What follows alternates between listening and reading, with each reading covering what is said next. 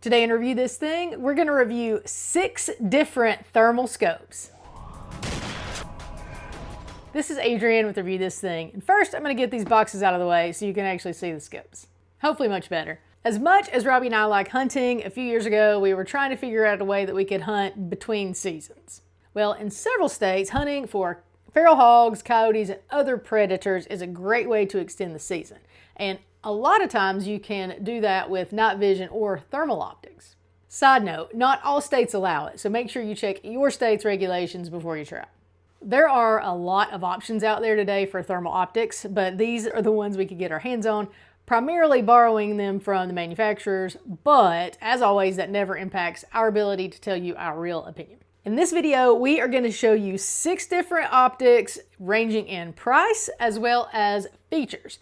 Like most of our reviews, there isn't one best answer for everybody. So hopefully it will help lean you toward an optic that you think is best for you. This video is probably going to get a little long, but you can click the timestamp below if there's a certain optic that you're most interested in. And if you want to find any of these scopes, click the link in the description and it'll take you to our website where you can learn more. If you have a thermal scope, comment below and let us know which one it is and tell us what you like and don't like about it. All right, let's review these things. And when I started looking at thermal scopes, I really didn't know anything about them. So I'm going to give you a very rudimentary explanation of one of the key components that lead to the quality of a thermal optic. And that is the thermal sensor or the microbolometer. If you already know all this, then you can just skip ahead. There are basically 3 key measurements that impact the quality of the thermal image. The first is NETD and tells the minimum temperature difference that sensor can detect. A smaller number is going to be better because that means it can detect smaller differences in temperature, which will show up as different colors or different shades in your thermal image. According to the research I did, anything less than 40 millikelvin is considered good, but again, the lower the number, the better. The second piece is sensor resolution. Think about your TV or a photo. The higher the number, the better that resolution. But the baseline to be considered good is 384 by 288. And from what I've seen, this is often the piece that companies will adjust down so that they can have a lower price on their optic. And the final component is what is called pixel pitch. And it tells the distance between pixels in an image. And just like NETD, the smaller number is better. That means there's less space between pixels, so you're going to have greater clarity and definition. That baseline good is considered under 17 microns. Just keep in mind those components can work together, so you don't necessarily have to look for the best of each to still get a good quality optic. Now, in addition to the microbolometer, there are 2 other pieces that will play into the optic that's best for you. That's features and price. We're going to start with the DNT Hydra HS225. In addition to being the lowest cost at around $900, it's also one of the smallest in our comparison, weighing right at 1 pound. Because of that, it's designed to be used as a standalone scope, a clip-on that you can use with your LVPO optic, or a handheld monocular. The HS225 has a 12 micron pixel pitch and an under 25 NETD. This scope has a 256 by 192 sensor. Well, according to DNT, their optic uses an AI algorithm that makes 256 look like 384. The only 384 by 288 we have in our test is the next one we'll talk about, which is a Sightmark Wraith. And when we look at those side by side, I will definitely say that AI system seems to be working pretty good for these DNT optics. DNT does have other scopes with higher sensor resolutions. They're just, of course, going to cost more. So if that's a concern of yours, you may want to look up a level. Like this one, all of these thermals come with an eye cup to make viewing easier. They have a diopter adjustment and a protective lens cover. The focus on this one is at the front end, which is not my favorite, and I'll talk about that more later. But it has a rubberized grip and it turns pretty easily, so at least that. It uses rechargeable 1860 flat top batteries with a documented runtime of 5.5 hours. The Hydra comes with 2 batteries and a charger, and you can also use an external USB-C power supply to extend use even further. All of these scopes you can record, which is obviously where the footage for this video has come from, and the Hydra has 32 gigabytes of onboard storage, so you don't have to worry about forgetting your micro SD card. Not that we've ever done that. Unfortunately, filming this video, I learned that if you have a Mac, you can't plug this in directly and download the files. But you can download to the app and then transfer it to your computer. It mounts pretty easily with 4 screws on the bottom and comes with a mount for clamping onto a pick rail, so taking it on and off is pretty easy. The power control, zoom, shutter, and menu are all on top. The HS225 has a base magnification of 3x, which is noticeable, especially when you compare it to the Pulsar that have a lower base magnification, especially when those targets are going to be close in. Like all the others, it's a digital zoom, so as you zoom in, it's not going to be as clear. I think I can say though, because of that AI that they use, that digital zoom is a little bit clearer with less added blurriness than some of the others. As far as the menu, a quick press of the button, you can choose between the 4 color palettes, which I believe is the least number in our group, but you do have red hot, white hot, and black hot, so you should be okay. With a long press, you can work through other settings, including choosing between 8 reticles and the process of zeroing your rifle, as well as picture-in-picture, which is pretty cool because you can choose if you want it left, center, or right. What that does is give you the ability to zoom into your target while still being able to see what's around it. I'm not going to talk about that with each one because all of them except the upcoming Sightmark Wraith have picture-in-picture. The DNT Hydra HS225 has an IP67 rating, which means it's going to be protected against dust and you should be safe in something like a heavy downpour. And the recoil rating is for up to a 50 BMG, so you can hunt with pretty much anything you want to. And I mentioned this briefly, there is a DNT app, which I would say is huge. When you're shopping, make sure you find an optic that you can connect to an app. It makes a big difference when you can not have to look through the eyepiece the whole time, but stream it to your device, and then you can scan and watch for heat signatures while you're hunting. Of these 6, the only one that doesn't have the Wi-Fi or Bluetooth capability is the Sightmark Wraith.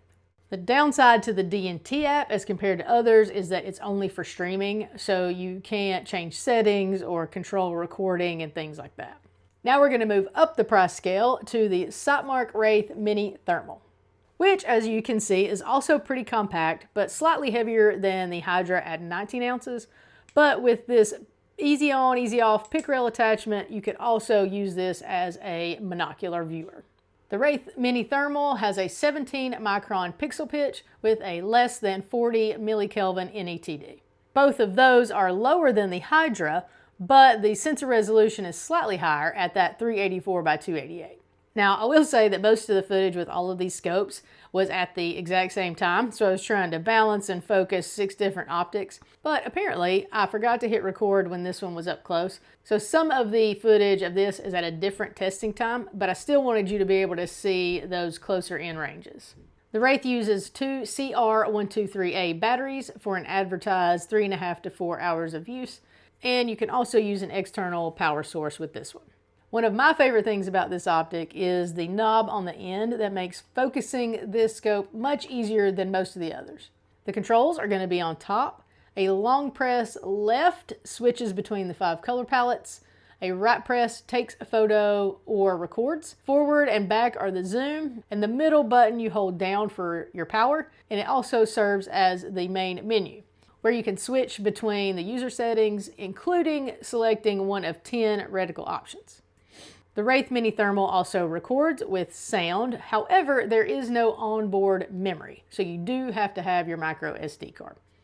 One big negative for me is that those files save as an AVI file, which I use a Mac and it's not super conducive to that. You can get a third-party app to convert, but it's just way easier if they're automatically MP4 files. It has a base magnification of 2x, so it does open up your field of view some in closer quarters. Keep in mind with that lower resolution, as you zoom in further away, you are going to lose definition and clarity. It has an IPX6 rating, which means it's not necessarily protected against dust, and you are more water resistant than waterproof, so you might want to keep it out of the rain. And this one is only recoil rated up to that of a 308, so just make sure you check which rifle you're going to use before you go shooting with it. As I mentioned, unfortunately, the Wraith does not have any Bluetooth or Wi-Fi capability for streaming to a device, which means you have to look through it anytime you want to see what's going on, which is a pretty big downside for us. On the lower end of our cost spectrum, this one is around $1,500. So when you consider the streaming capability, the onboard memory, and the slightly better image, the Hydra may be your better bet. Now we're going to move more toward the middle of the road with the Burris BTS35 V2. This one is quite a bit larger than the other two and weighs about twice as much as the Hydra. But it does still have the quick connect pick rail mount, so it could be used as a handheld binocular. The Burris BTS35 retails for around $3,000. I have seen it as low as $1,700, which then that kind of shifts this to this end of the cost spectrum. With a 12 micron pixel pitch and less than 35 NETD, as well as our bump up to a 400 by 300 resolution sensor, we can expect to see more clarity of images. We're going to talk about this more in just a minute, but somehow when I was recording this footage, it only kept one very short snippet of video. So most of this is from another testing we did. But you can see even out to 200 yards, there's more variation of those colors in that image. And zooming in, you're still going to see those grays versus just a white blob. The Burris uses an 18650 battery as well for around 6 hours of reported runtime. And of course, you can also plug in that external source. The focus on the Burris is on the front again. It isn't as rubberized as the others, so gripping's a little tougher, but it does turn pretty easy. Probably my favorite part about this scope is the menu. I like that it is completely separate from the power button, so you're not going to inadvertently hit anything. I also like that it is a super easy turn dial. You just quick press to get to the menu, turn the dial for your selection, where you can choose between 9 color palettes and 10 reticles, and of course all the rest of the settings. And when you aren't in the menu, that knob serves as your zoom. The base magnification on the Burris is 1x, so you are going to have a greater field of view up close. It does only go up to 8x, but it is that digital zoom, so more isn't necessarily better. Like the Hydra, it also has an IP67 rating, so protected against dust, heavy rain, and it's also rated up to 50 BMG recoil. Now let's talk about recording. Unfortunately, the Burris does not have any onboard memory or the ability to use a micro SD card. To do any filming or picture taking, you have to be connected to the Burris Connect app. Now, it is an excellent app. You can control all of your settings, change your color palette, reticle, and all that stuff. You also control recording and photos through the app. But whatever you record is stored through the app onto that device, which sounds pretty cool, except, as I alluded to earlier, when we were filming this, I probably had 40 minutes of footage that somehow didn't actually save. Until that moment, the Burris Connect app was one of my favorites, because in that app you can also set up a ballistic profile for the gun you're using this on and be able to make adjustments if you're shooting out past 100 yards. I feel like that's the biggest upgrade Burris needs to consider, is having onboard memory, so you can record and get to your footage without needing to connect to an app. Okay, moving up a little higher, we have the $3,600 X-Vision Impact 250. The Impact 250 is a little larger than the Hydra and the Wraith, but it is definitely smaller and lighter than the Burris. It also has a quick connect pick rail mount, so using it as a binocular is definitely a possibility. It has a 12 micron pixel pitch with an NETD of less than 30 millikelvin and a 384 by 288 resolution sensor, which is basically kind of a combination of the Wraith and the Hydra, but that combination works to make the Impact have higher quality images, and you can see that color gradient a lot better too. And as we zoom in, you see that the image is clearer than with our lower resolution options. Speaking of zoom, the Impact 250 has a 4.7 to 18.8 magnification, so that close-in field of view, as we've talked about, isn't going to be as much as some of the other scopes. But for about a 100-yard shot, it's pretty well perfect. And that zoom is controlled by the dial on top, similar to the Burris, which is much easier. The Impact 250 uses a rechargeable 18650 battery for an advertised 8 hours of battery life, and of course you can use that external power source. Again, the focus is on the front. It is rubberized, which helps, but this one's a little bit tighter to turn. Like the Burris, the power button and menu are separate, and the menu is very easy to work. A quick press gets to a few quick need adjustments, such as the picture-in-picture, and a long press gets to more selections, like the 6 different color palettes and 10 reticle options. You can obviously record and take photos, and unlike the Burris, it does have 32 gigabytes of onboard memory. Plus, one feature that these other 3 have not had to this point is shot-activated auto record. So if you're hunting and you forget to hit the record button, when you take a shot, it senses it, goes back and records the 3 seconds prior to that recoil, and then I believe it's 10 seconds after it. So you're still going to have that footage.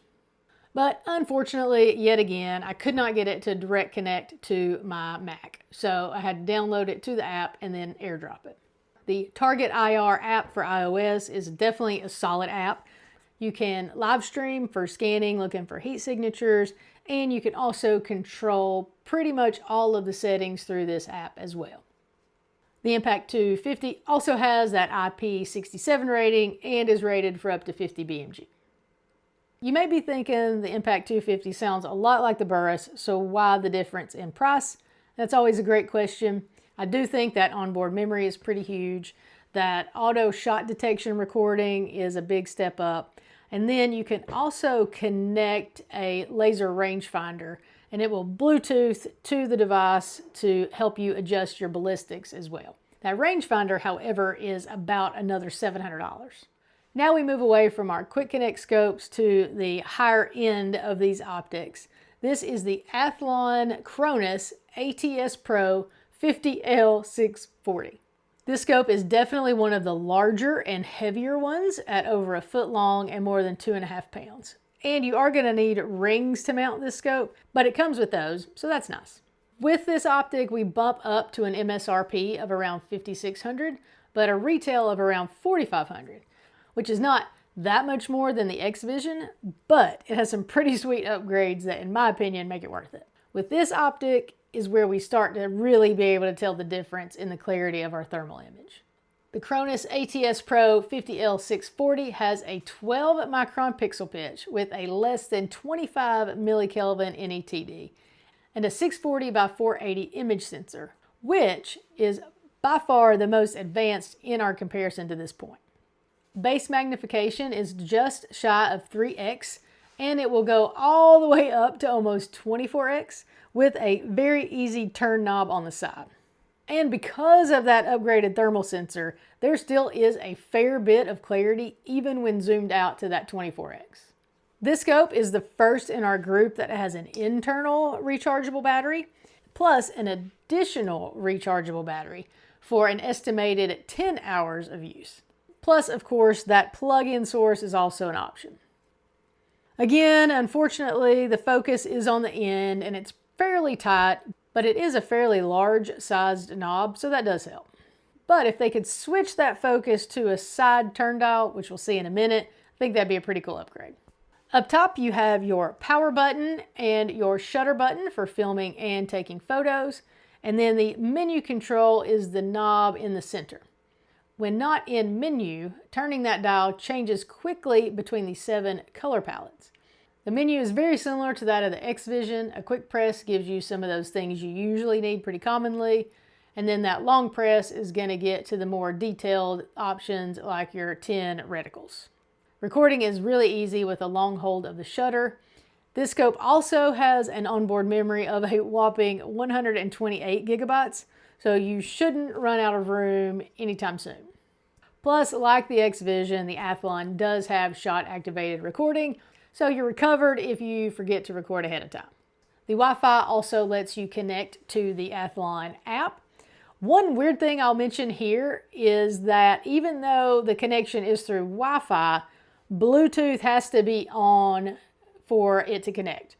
And that app is also great, again, for viewing and scanning, and you can also control pretty much everything except the focus through that app. The Athlon Cronus has a IP67 rating also, but I could not find the recoil rating. So if you know that, comment and let us know what it is. As I mentioned, that higher quality sensor as well as higher onboard memory contribute to the increased cost of this optic. But two other things are a huge part of that. One is that it has a laser rangefinder.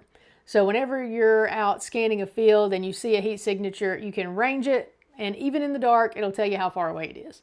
In conjunction with that, you input your ballistic data with your gun and your round specifically. Then when that's turned on, you range your target and it will automatically adjust your aim point. So you know your distance for sure, and it takes all the guesswork out of holdover. We did a real rough test the other day out to 392 yards and hit the gong on the first try. You may want to subscribe and hit that notification bell because pretty soon we're going to take this out to a range that has a lot of different distance options and see how well that ballistic functionality works. And finally, our last optic is our most expensive at around $7,000. This is the Pulsar Thermion 2 LRF XL50. They do have an XL60, which is their upgrade, but this is the one we had access to. This one's about the same size as the Athlon, and it does require rings for mounting. The Thermion 2 has a 12 micron pixel pitch with an NETD of under 35 millikelvin. And here's where the kicker is. Here's where that money comes from. It has a 1024 by 768 sensor resolution. And I have to say, it is very noticeable that it is a higher quality sensor, especially as the object gets further away and you start to zoom in. That variance is extremely noticeable compared to the first four, not as much as the Athlon. Also notice with that base magnification of 1.75, you have a much wider field of view. With this optic, the benefit of the picture-in-picture really stands out because you can keep it at 1.75 so you can see any heat signature that may show up, but also keep that picture-in-picture zoomed in on your target for making a shot. Like the Athlon, the Pulsar also has onboard rechargeable power and additional Pulsar batteries for about 10 hours of battery life. And of course, you can always plug in another battery. On the side is your menu selector. Like the others, a quick press gets you to the things that you need quickly. A long press gets you to more settings like the 8 color palettes and 10 reticles. And on top is your zoom control button. I do prefer the ones that use a dial, but it's also really easy to get to. You have your shutter button for recording. It does have 64 gigabytes of onboard memory. But unlike the X-Vision and the Athlon, I couldn't find that the Pulsar has shot-activated recording. Like the Athlon, it does have a laser rangefinder. It also has that ballistic functionality. You upload your data to the app, and then it connects to the optic. You range your target, it adjusts your holdover for your aim point, and you should be on target. This one we've only tested out to 200 yards, I think, but it worked for that. Now we get to the reason I keep referring to the focus knobs. The Pulsar has a focus knob on either side. So you can, while on target, reach up and very easily change your focus. You don't have to reach up and crank on the optic to fix your focus. It's probably one of my favorite things about this scope. Interestingly enough, the Thermion 2 has an IPX7 rating, which means they don't officially have a rating for being dustproof. But like the others, that 7 means heavy downpour, and theoretically it could be submerged for up to 30 minutes. And the recoil rating is up to a 375 H&H. Pulsar has their Stream Vision app, which allows for viewing and controlling all of the settings. It also has the Stream Vision Ballistic app, which is what we talked about before. I know I've said this, but I would highly recommend making sure you find an optic that has an app that it easily connects to. Viewing, I would say, is a minimum, but being able to change things up from a device is also pretty big for me. So after looking at all of these thermal scopes, which one is the best? As we always say, it depends on what is best for you. Sure, I can tell you which one has the best image quality. I can tell you which one has the most features, but you may not need that. It all comes down to 3 things. What type of hunting are you going to do? What features are most important to you? And ultimately, how much money do you want to spend? If you're primarily hunting pigs over a feeder that's 75 yards out, you don't need a rangefinder, and you probably really don't need that high quality of a thermal sensor. So you can definitely consider one of the less expensive options. If you only hunt at night a couple of times a year, then spending a lot of money may also not be your main objective. But if you're going to be hunting over large fields where you can see for hundreds of yards, then having one with a laser rangefinder might be a pretty big priority for you. And that automatic ballistic adjustment like the Athlon and the Pulsar also makes things way easier. Plus, in that same scenario, having a better thermal sensor so you can clearly identify your targets would be helpful. As I said, there are a ton of other companies that make thermals out there. If you have one you really like, comment and let us know which one that is and why. These companies also make other offerings. Athlon makes one I saw the other day you can get for around $3,000. It has the ballistic functionality, it has the laser rangefinder, it just has a slightly lower resolution sensor. That's one I really would like to see myself and compare, because that price for those features seems like a crazy deal. Well, there you go. Hopefully you found this video helpful. If you did, give us that thumbs up. We really appreciate it. Make sure you subscribe so you don't miss our upcoming Athlon tests. And always comment, let us know your thoughts, tell us what else you want to see. We appreciate your support, and as always, thanks for watching. Hey, thanks for watching our thermal comparison video. While you're here, comment, like it, share with your friends. Head over to our website, reviewthisthingtv.com, and subscribe to our newsletter. Follow us on Instagram, Facebook, TikTok, and X. And make sure you subscribe to our channel and hit that notification bell so you don't miss any of our videos every week.